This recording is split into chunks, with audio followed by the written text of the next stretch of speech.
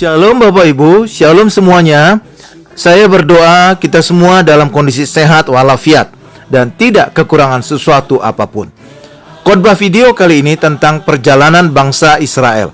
Selamat menyaksikan. Perjalanan bangsa Israel. Bangsa Israel ketika keluar dari perbudakan di Mesir tidak langsung masuk tanah Kanaan, tapi mereka berjalan di padang gurun terlebih dahulu.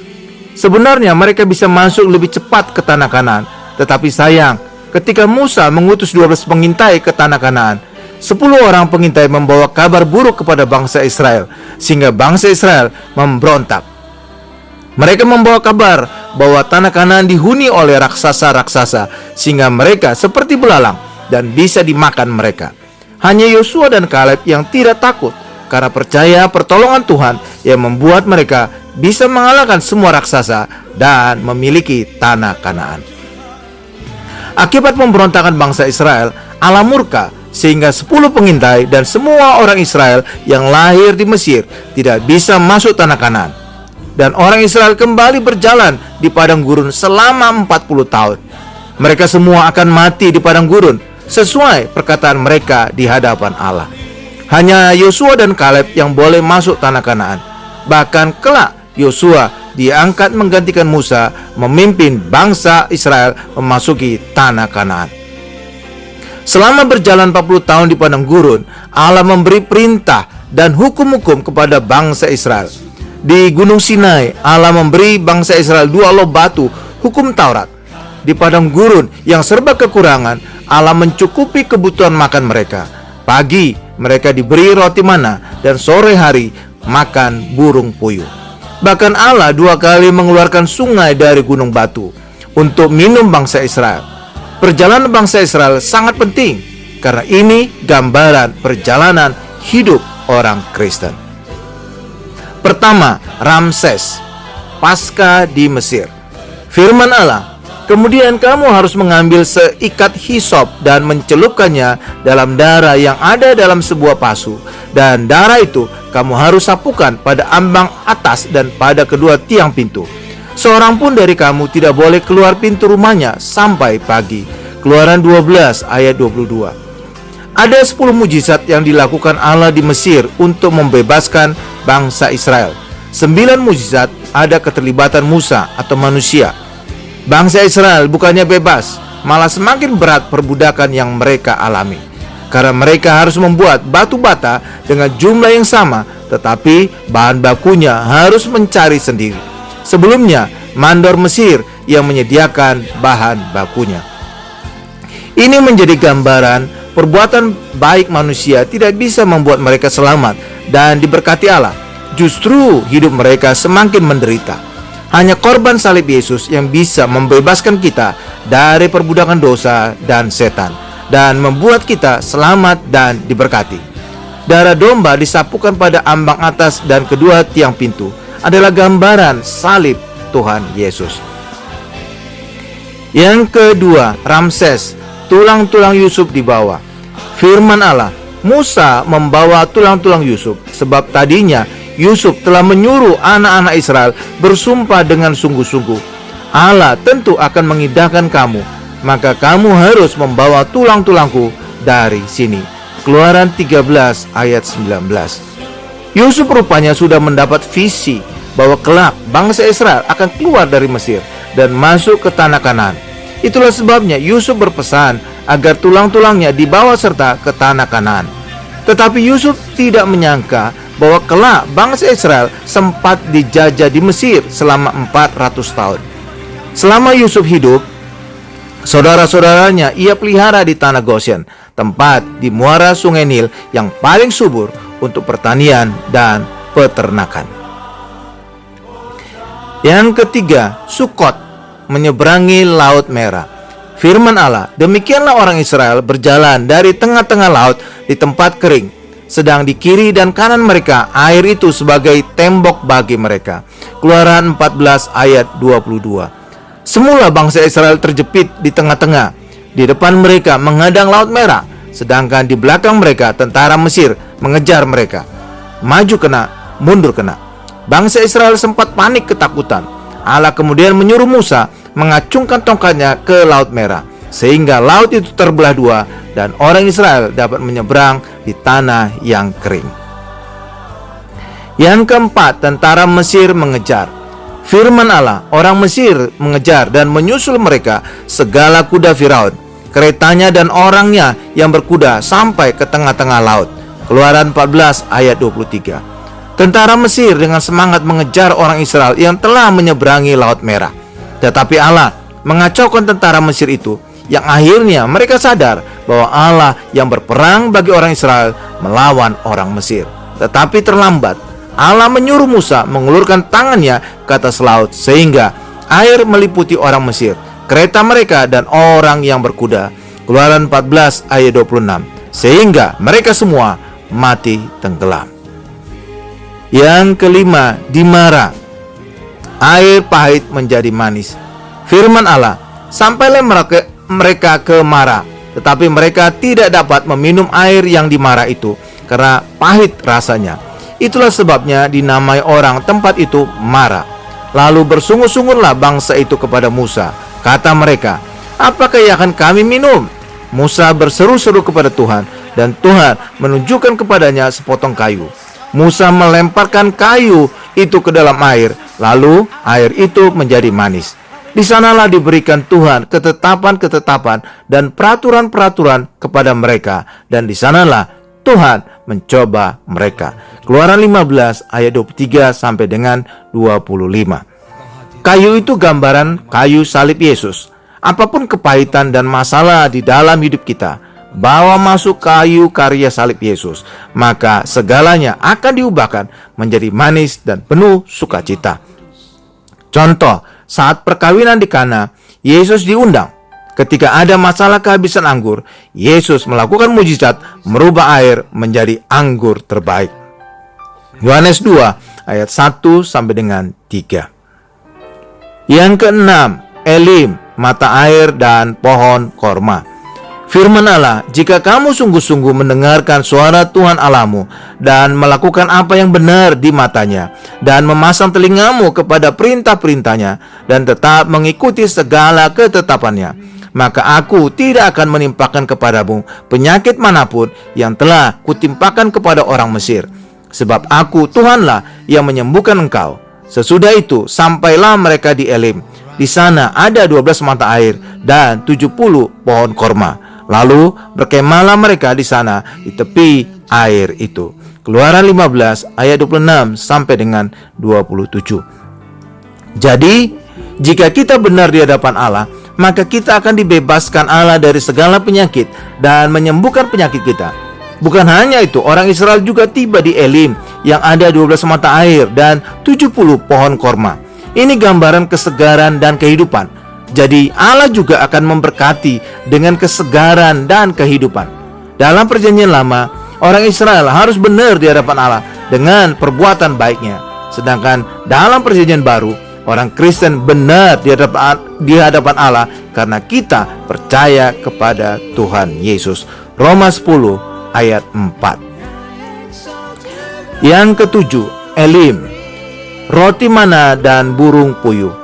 Berfirmanlah Tuhan kepada Musa, aku telah mendengar sungut-sungut orang Israel.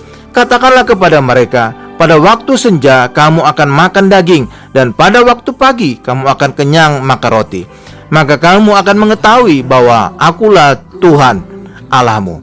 Pada waktu petang datanglah berduyun-duyun burung puyuh yang menutupi perkemahan itu, dan pada waktu pagi terletaklah embun sekeliling perkemahan itu. Ketika embun itu telah menguap, tampaklah pada permukaan padang gurun sesuatu yang halus, sesuatu yang seperti sisik, halus seperti embun beku di bumi. Ketika orang Israel melihatnya, berkatalah mereka seorang kepada yang lain, apakah ini? Sebab mereka tidak tahu apa itu. Tetapi Musa berkata kepada mereka, inilah roti yang diberikan Tuhan kepadamu menjadi makananmu. Keluaran 16 ayat 11 sampai dengan 15. Selama 40 tahun bangsa Israel di pagi hari makan mana, sedangkan di sore hari mereka makan daging burung puyuh. Sungguh luar biasa penyediaan Allah bagi bangsa Israel. Itulah sebabnya Tuhan Yesus berfirman, karena itu aku berkata kepadamu, janganlah khawatir akan hidupmu, akan apa yang hendak kamu makan atau minum, dan janganlah khawatir pula akan tubuhmu, akan apa yang hendak kamu pakai. Bukankah hidup itu lebih penting daripada makanan, dan tubuh itu lebih penting daripada pakaian? Pandanglah burung-burung di langit yang tidak menabur dan tidak menuai dan tidak mengumpulkan bekal dalam lumbung, namun diberi makan oleh Bapamu yang di sorga. Bukankah kamu jauh melebihi burung-burung itu? Matius 6 ayat 25 sampai dengan 26. Yang kedelapan, Rafidim, air dari gunung batu. Berfirmanlah Tuhan kepada Musa, berjalanlah di depan bangsa itu dan bawalah beserta engkau beberapa orang dari antara para tua-tua Israel. Bawalah juga di tanganmu tongkatmu yang kau pakai memukul sungai Nil, dan pergilah. Maka aku akan berdiri di sana di depanmu di atas gunung batu di Horeb. Haruslah kau pukul gunung batu itu, dan dari dalamnya akan keluar air, sehingga bangsa itu dapat minum.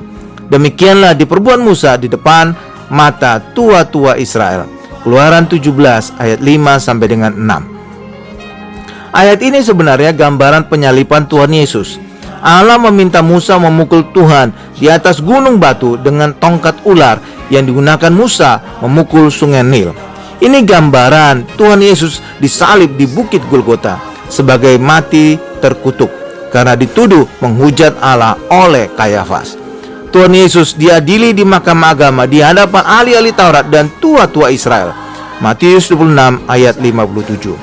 Ketika Tuhan Yesus disalibkan, Ia akan mengalirkan air hidup bagi kita yang percaya kepadanya. Yang kesembilan, Rafidim, tangan Musa didukung.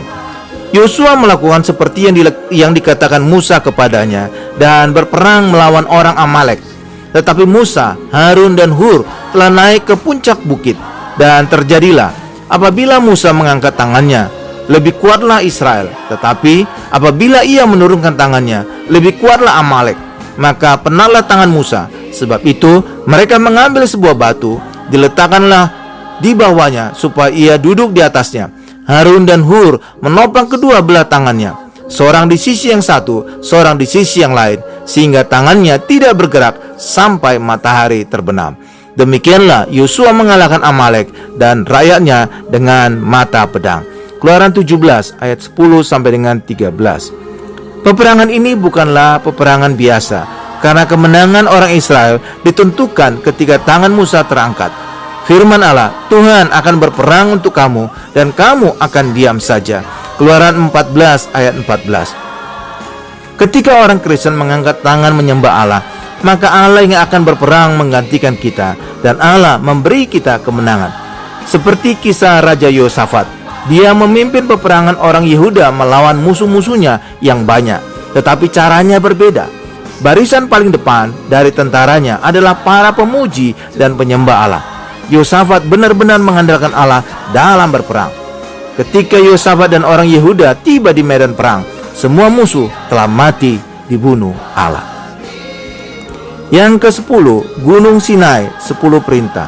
Di puncak Gunung Sinai, Allah mengucapkan 10 perintah dengan cara yang luar biasa.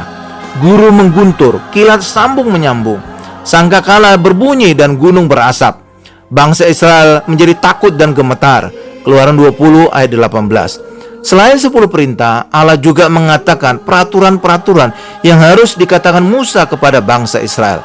Musa kemudian menuliskan semua firman Allah itu dan membacakannya di depan bangsa Israel, dan mereka berkata, segala firman Tuhan akan kami lakukan dan akan kami dengarkan. Kemudian Musa mengambil darah itu dan menyiramkannya pada bangsa itu serta berkata, inilah darah perjanjian yang diadakan Tuhan dengan kamu berdasarkan segala firman ini. Keluaran 24 ayat 7 sampai dengan 8. Sejak saat itu, bangsa Israel hidup di bawah hukum Taurat dengan kewajiban mendengarkan dan melakukan firman Allah. Ternyata, ucapan kesetiaan bangsa Israel untuk mendengar dan melakukan firman Allah itu hanya kesombongan saja. Karena sekitar 40 hari kemudian, mereka telah melanggar hukum pertama, yaitu jangan ada ilah lain di hadapan Allah. Bangsa Israel membuat patung lembu emas dan menyembahnya. Yang ke-11, anak lembu emas, dan Musa pecahkan loh batu. Lalu berkatalah Harun kepada mereka, tanggalkanlah anting-anting emas yang ada pada telinga istrimu, anakmu laki-laki dan perempuan, dan bawalah semuanya kepadaku. Lalu seluruh bangsa itu menanggalkan anting-anting emas yang ada pada telinga mereka dan membawanya kepada Harun. Diterimanya itu dari tangan mereka, dibentuknya dengan pahat, dan dibuatnyalah daripadanya anak lembu tuangan. Kemudian berkatalah mereka, hai Israel, inilah Allahmu yang telah menuntun engkau keluar dari tanah Mesir. Ketika Harun melihat itu, didirikannya mezbah di depan anak lembu itu. Berserulah Harun katanya, besok hari raya bagi Tuhan. Keluaran 32 ayat 2 sampai dengan 5. Ketika Musa dekat ke perkemahan itu dan melihat anak lembu dan melihat orang menari-nari, maka bangkitlah amarah Musa.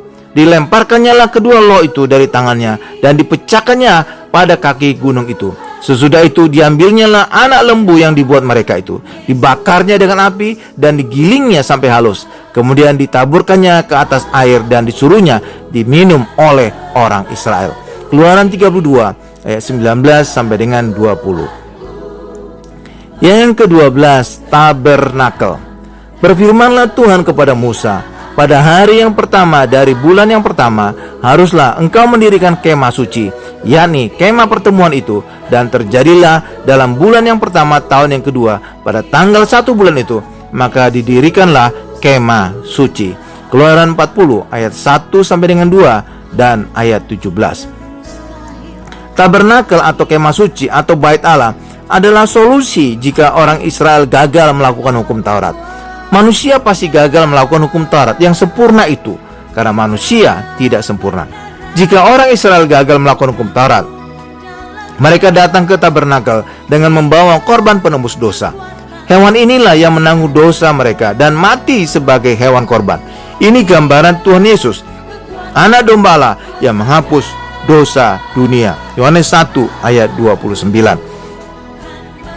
Ke-13, Miriam kena kusta. Berfirmanlah ia, dengarlah firmanku ini. Jika di antara kamu ada seorang nabi, maka aku, Tuhan, menyatakan diriku kepadanya dalam penglihatan. Aku berbicara dengan dia dalam mimpi. Bukan demikian hambaku Musa, seorang yang setia dalam segenap rumahku. Berhadap-hadapan aku berbicara dengan dia, terus terang, bukan dengan teka-teki. Dan ia memandang rupa Tuhan. Mengapakah kamu tidak takut mengatai hambaku Musa? Sebab itu bangkitlah murka Allah terhadap mereka. Lalu pergilah ia, dan ketika awan telah naik dari atas kemah, maka tampaklah Miriam kena kusta, putih seperti salju. Ketika Harun berpaling kepada Miriam, maka dilihatnya bahwa dia kena kusta. Bilangan 12 ayat 6 sampai dengan 10. Ini pelajaran bagi orang Kristen. Jangan mengatai atau bergosip tentang orang yang diurapi Tuhan. Daud tahu bagaimana menghormati orang yang diurapi Tuhan. Walaupun Allah memberi banyak kesempatan kepada Daud untuk membunuh Raja Saul, tetapi Daud menghormati Saul sebagai orang yang pernah diurapi Tuhan sebagai Raja Israel. Yang ke-14, Kades, kembalinya 12 pengintai. Sesudah lewat 40 hari, pulanglah mereka dari pengintaian negeri itu, dan langsung datang kepada Musa, Harun, dan segenap umat Israel di Kades, di padang gurun Paran. Mereka membawa pulang kabar kepada keduanya dan kepada segenap umat itu, dan memperlihatkan kepada sekaliannya hasil negeri itu. Mereka menceritakan kepadanya, kami sudah masuk ke negeri kemana kau suruh kami, dan memang negeri itu berlimpah-limpah susu dan madunya. Dan inilah hasilnya, hanya bangsa yang diam di negeri itu kuat-kuat, dan kota-kotanya berkubu dan sangat besar. Juga keturunan Enak telah kami lihat di sana. Bilangan 13 ayat 25 sampai dengan 28. Kemudian Kaleb mencoba menenteramkan hati bangsa itu di hadapan Musa. Katanya, tidak, kita akan maju dan menduduki negeri itu, sebab kita pasti akan mengalahkannya. Tetapi orang-orang yang pergi ke sana bersama-sama dengan dia berkata, kita tidak dapat maju menyerang bangsa itu, karena mereka lebih kuat daripada kita. Juga mereka menyampaikan kepada orang Israel kabar buruk tentang negeri yang diintai mereka, dengan berkata, negeri yang telah kami lalui untuk diintai adalah suatu negeri yang memakan penduduknya, dan semua orang yang kami lihat di sana adalah orang-orang yang tinggi-tinggi perawakannya. Juga kami lihat di sana orang-orang raksasa, orang enak yang berasal dari orang-orang raksasa, dan kami lihat diri kami seperti belalang, dan demikian juga mereka terhadap kami. Bilangan 13 ayat 30 sampai dengan 33. Yang ke-15, kala perang. Musa berkata, "Janganlah maju, sebab Tuhan tidak ada di tengah-tengahmu, supaya jangan kamu dikalahkan oleh musuhmu, sebab orang Amalek dan orang Kanaan ada di sana di depanmu, dan kamu akan tewas oleh pedang. Dari sebab kamu berbalik membelakangi Tuhan, maka Tuhan tidak akan menyertai kamu." Meskipun demikian, mereka nekat naik ke puncak gunung itu. Tetapi tabut perjanjian Tuhan dan Musa juga tidaklah meninggalkan tempat perkemahan. Lalu turunlah orang Amalek dan orang Kanaan yang mendiami pegunungan itu dan menyerang mereka. Kemudian orang-orang itu mencerai mereka sampai ke Horma. Bilangan 14 ayat 42 sampai dengan 45. Andalkah penyertaan Tuhan yang memberi kita perlindungan dan kemenangan. Tuhan Yesus menangisi orang Israel karena menolak Yesus dan perlindungannya. Matius 23 ayat 37. Akibatnya selama berabad-abad orang Israel teraniaya di seluruh dunia. Puncaknya pada masa Hitler, orang Israel terbunuh sebanyak 6 juta orang. Iblis membenci orang Israel dan orang Kristen karena orang Israel asalnya juru selamat, sedangkan orang Kristen yang memberitakan Injil keselamatan Tuhan Yesus. Tetapi orang Kristen mengandalkan perlindungan Tuhan Yesus sehingga mereka selamat. Yang ke-16, pemberontakan Korah, Datan, dan Abiram. Maka berfirmanlah Tuhan kepada Musa, "Katakanlah kepada umat itu, pergilah dari sekeliling tempat kediaman Korah, Datan, dan Abiram, dan bumi membuka mulutnya dan menelan mereka dengan seisi rumahnya dan dengan semua orang yang ada pada Korah dan dengan segala harta milik mereka. Demikianlah mereka dengan semua orang yang ada pada mereka turun hidup-hidup ke dunia orang mati, dan bumi menutupi mereka sehingga mereka binasa dari tengah-tengah jemaah itu." Bilangan 16 ayat 23 sampai dengan 24 dan ayat 32 sampai 33. Korah, Datan, dan Abiram memberontak dengan menolak kepemimpinan Musa dan Harun yang mereka tuduh meninggikan diri mereka di atas jemaat Tuhan. Bilangan 16 ayat 3. Mereka juga ingin jabatan sebagai imam. Korah sebenarnya orang Lewi, sedangkan Datan dan Abiram keturunan Ruben, anak tertua. Allah murka sehingga membuat bumi menelan Korah, Datan, dan Abiram beserta keluarga dan harta mereka. Juga 250 orang yang ingin jabatan imam dibakar Allah. Bilangan 16 ayat 35. Sebagai tanda bahwa Harun adalah imam besar pilihan Allah, tongkat Harun menjadi bertunas dan berbuah badam. Bilangan 17 ayat 8. Yang ke-17, Musa memukul gunung batu lagi. Ketika Musa dan Harun telah mengumpulkan jemaat itu di depan bukit batu itu, berkatalah ia kepada mereka, "Dengarkanlah kepadaku, hai orang-orang durhaka. Apakah kami harus mengeluarkan air bagimu dari bukit batu ini?" Sesudah itu Musa mengangkat tangannya, lalu memukul bukit batu itu dengan tongkatnya 2 kali. Maka keluarlah banyak air sehingga umat itu dan ternak mereka dapat minum. Tetapi Tuhan berfirman kepada Musa dan Harun, "Karena kamu tidak percaya kepadaku dan tidak menghormati kekudusanku di depan mata orang Israel, itulah sebabnya kamu tidak akan membawa jemaah ini masuk ke negeri yang akan kuberikan kepada mereka."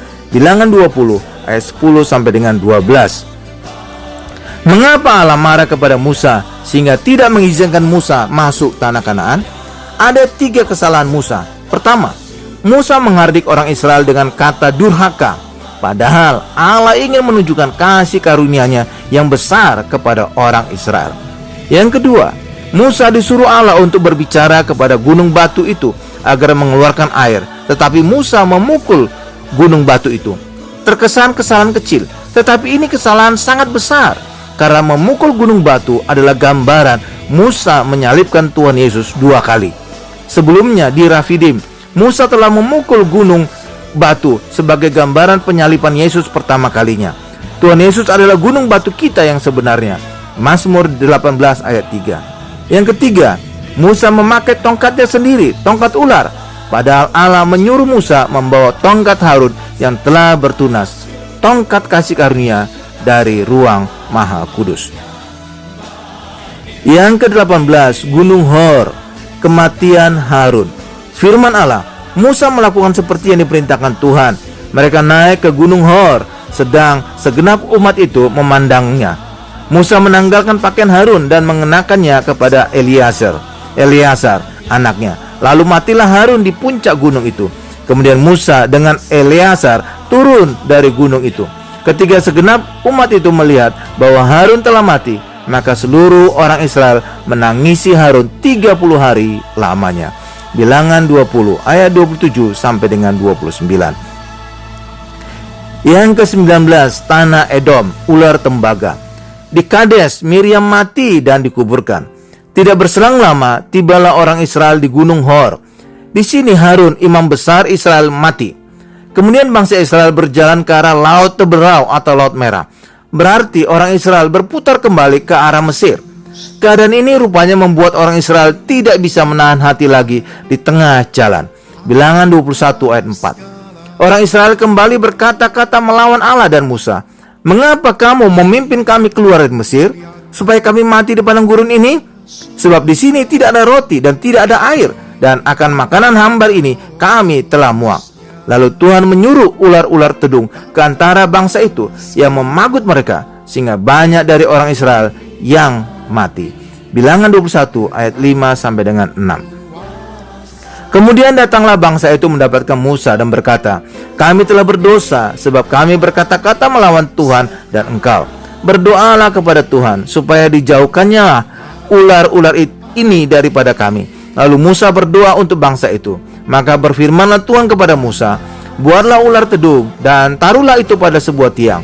Maka setiap orang yang terpagut, jika ia melihatnya, akan tetap hidup. Lalu Musa membuat ular tembaga dan menaruhnya pada sebuah tiang.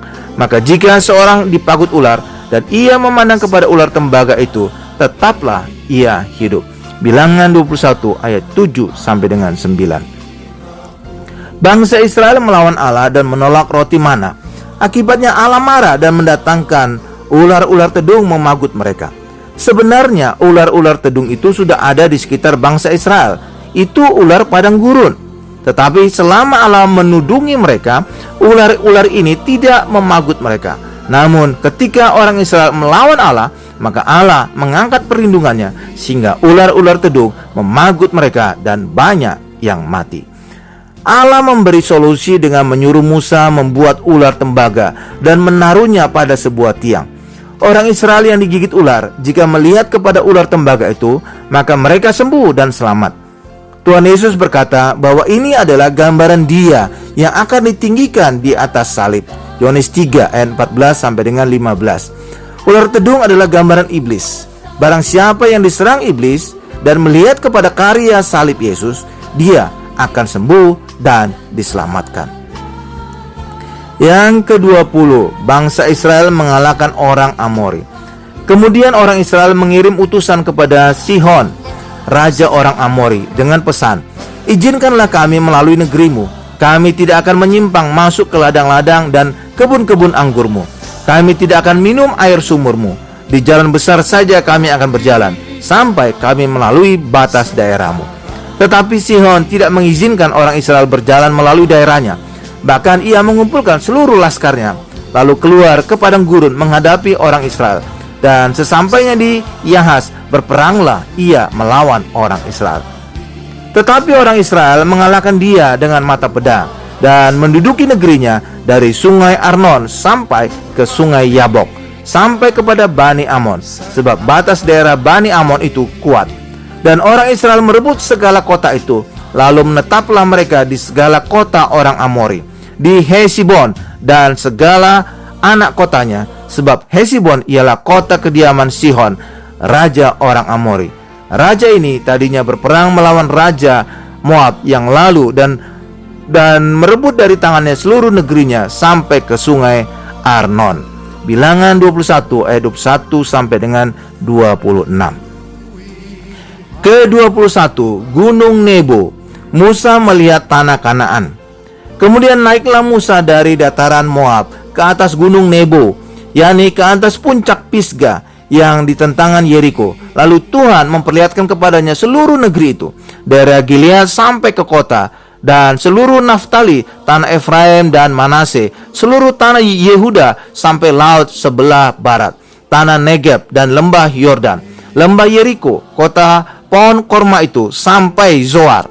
Dan berfirmanlah Tuhan kepadanya, inilah negeri yang kujanjikan dengan sumpah kepada Abraham, Ishak dan Yakub.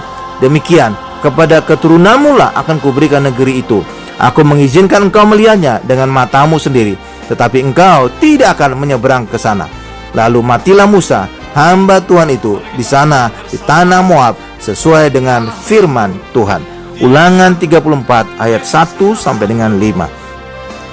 Musa tidak diizinkan Allah menyeberangi sungai Yordan untuk masuk ke tanah Kanaan. Sebenarnya tanah Kanaan itu ada di sebelah barat dan timur sungai Yordan. Tanah di sebelah timur sungai Yordan, Musa masih turut membaginya kepada bangsa Israel, kepada suku Manase, Gad, dan Ruben. Manase mendapat tanah yang sangat luas, yaitu tanah di sebelah barat dan timur sungai Yordan. Maka Manase ada Manase timur dan Manase barat. Tanah di sebelah barat sungai Yordan kelak dibagikan Yosua kepada suku-suku Israel: Asyer, Naftali, Zebulon, Isakar, Manase barat, Efraim, dan Benjamin, Yehuda, dan Simeon. Jadi tanah Kanaan yang tidak diizinkan Allah dimasuki Musa adalah tanah Kanaan yang di sebelah barat sungai Yordan. Hal yang menarik lain, suku Lewi tidak mendapatkan warisan tanah Kanaan karena mereka dipilih Allah untuk mengurus bait Allah. Tetapi suku Lewi mendapatkan kota dan bagian tanah di warisan suku-suku lain. Lalu jatah tanah suku Lewi diberikan kepada suku Yusuf yang diwariskan kepada kedua anaknya, Efraim dan Manase. Jadi suku Yusuf mendapatkan dua bagian atau double berkat. Awalnya ketika bangsa Israel masuk ke tanah Kanaan di barat sungai Yordan, mereka masih berkumpul bersama dan malas mendapatkan tanah warisan mereka, karena tanah itu harus mereka rebut dengan memerangi bangsa-bangsa yang sudah tinggal lama di tanah itu. Yosua harus memberi semangat suku-suku Israel untuk mendapatkan tanah warisan mereka. Allah juga ingin suku-suku Israel mengusir bersih bangsa-bangsa yang ada di tanah-tanah itu, tetapi bangsa Israel tidak patuh, sehingga bangsa-bangsa itu di kemudian hari menjadi duri dalam daging bagi bangsa Israel. Yang ke-22, menyeberang sungai Yordan.